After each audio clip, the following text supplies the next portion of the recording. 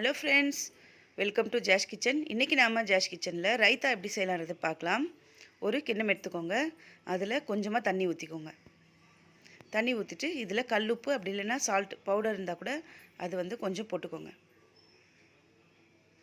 போட்டுட்டு இதில் நம்ம என்ன பண்ணோன்னா பொடி பொடியாக கட் பண்ண வெங்காயம் இதில் போட்டுக்கணும்.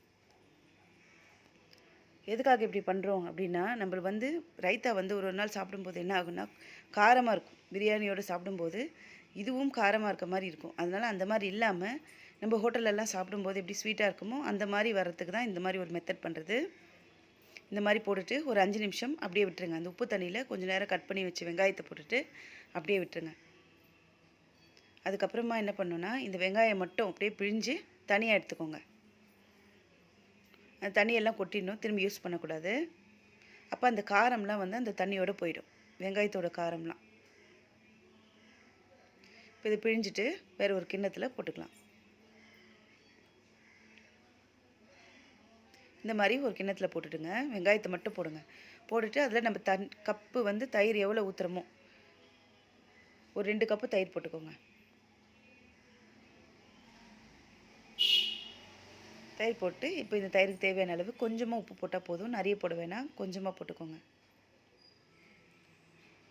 உப்பு போட்டுட்டு இதில் துருவின கேரட் போட்டிருக்கேன் நான். கேரட் நீங்கள் துருவியும் போடலாம், அப்படி இல்லைனா பொடி பொடியாக கட் பண்ணியும் போட்டுக்கலாம்.